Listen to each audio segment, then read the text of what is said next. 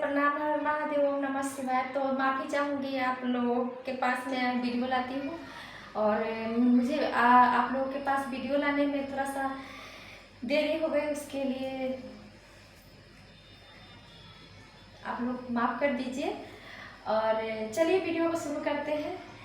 तो हमारी जो वीडियो होती है वो होती है भगवान के चरणों में दो शब्द, ज्ञान की बातें। और ये जो ज्ञान की बातें हैं ना, मैं बस टूटी फूटी भाषाओं में आप लोगों के बीच लाती हूँ।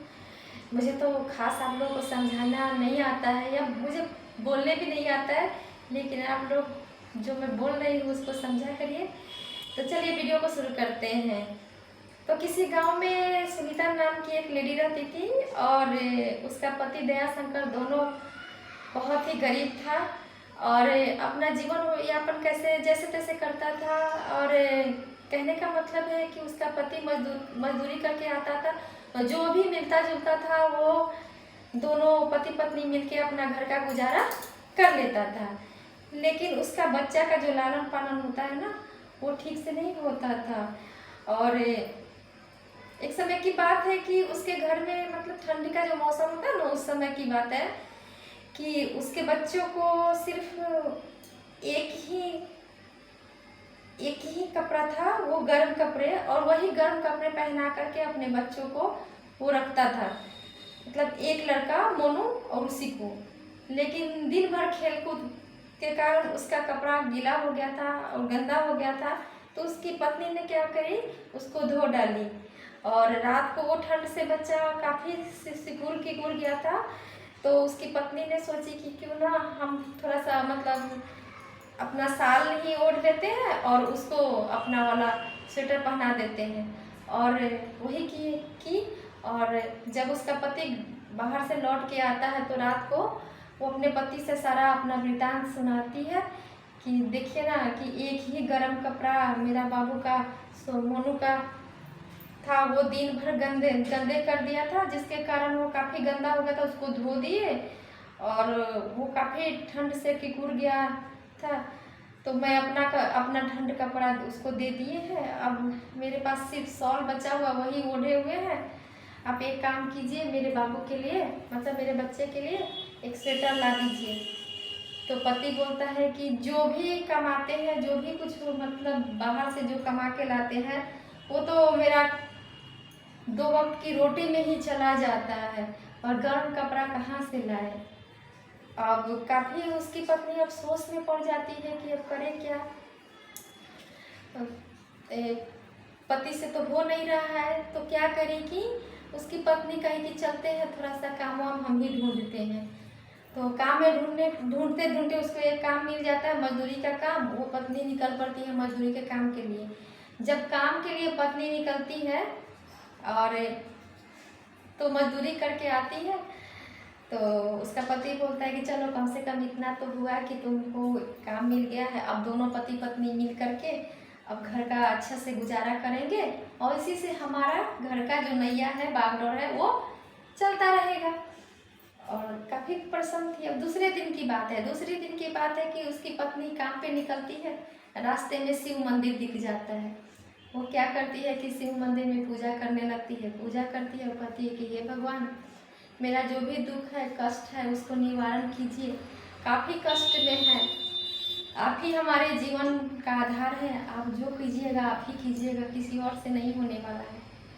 और जैसे ही सीढ़ी से उतरती है तो देखती है कि एक सेठ ना ठंड के मौसम में कंबल रोड पे बांट रहा है। वो भी क्या करती है कि रोड पे कंबल जो बांट रहा था गरीबों को, वो भी अपना कतार में लग जाती है और काफ़ी देर के बाद उसको वो कंबल प्राप्त हो जाता है। जब कंबल लेके वो काम पे निकल जाती है तो एक बूढ़ा बाबा लाठी लेके आते हैं और बोलते हैं कि बेटी, मैं काफ़ी ठंड से किकरा हुआ हूँ, काफ़ी मुझे ठंड लग रही है। अगर तुम मुझे ये कंबल दे दोगे तो हो सकता है मेरी जान बच जाए।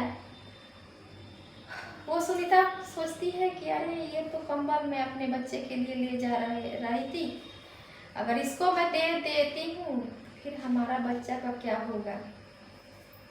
एक तरफ वो अपने बच्चे को देख रही थी, एक तरफ सोच रही थी कि अगर इस बाबा को नहीं देते हैं तो इसकी जान खतरे में है। काफ़ी देर के बाद सोचने के बाद वो कंबल उस बूढ़े बाबा को दे करके और जा रही थी। तो बूढ़े बाबा बोले कि बेटी तुम्हारा कल्याण हो, भगवान भोलेनाथ तुमको मदद करे और सारे दुखों से निवारण तुमको मिले।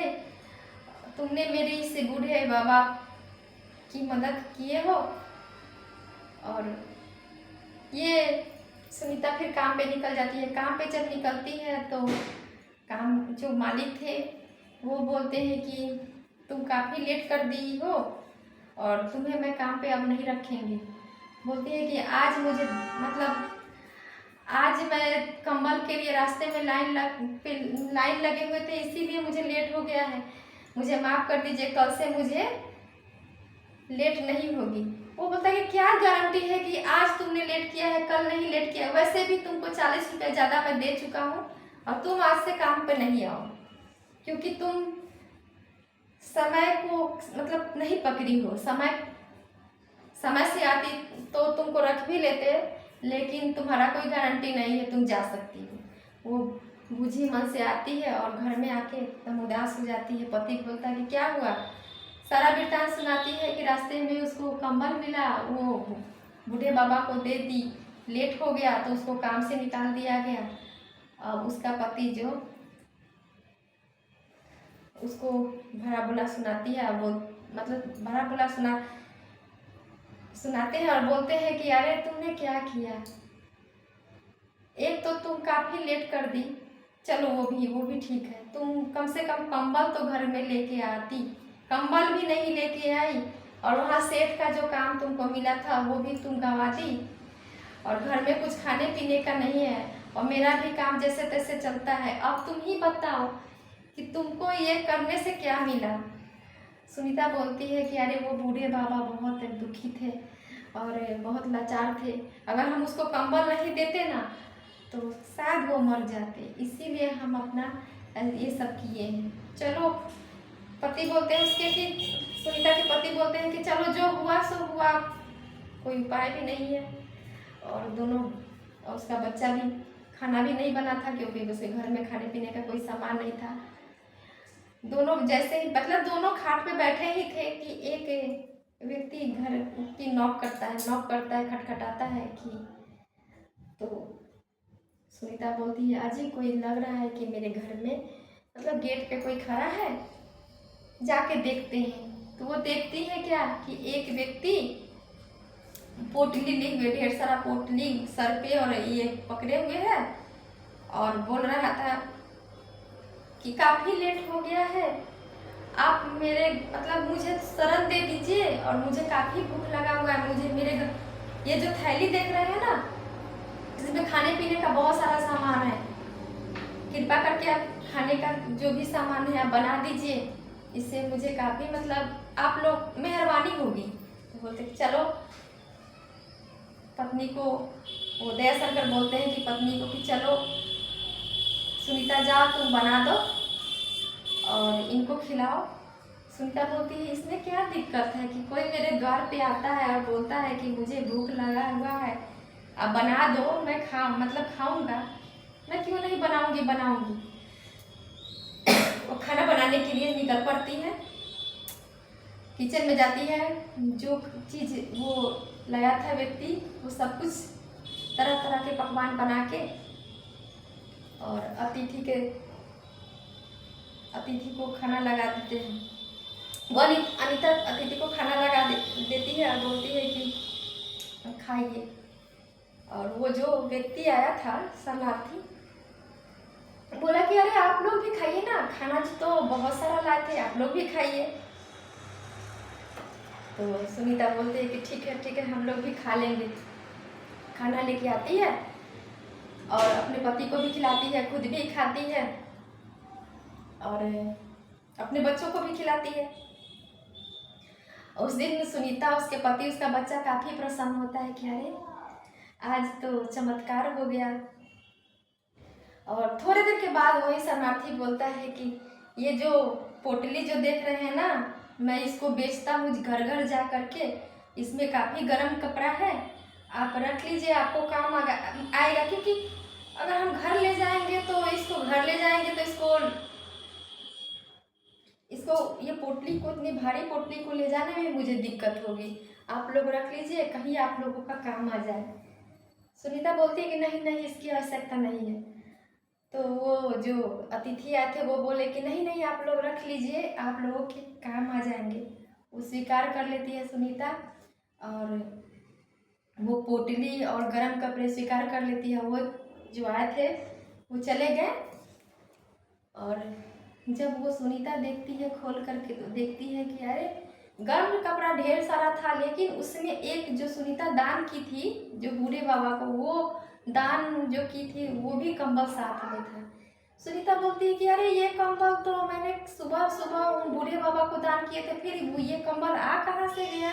मुझे याद, अच्छी तरह से याद है कि वही कंबल है।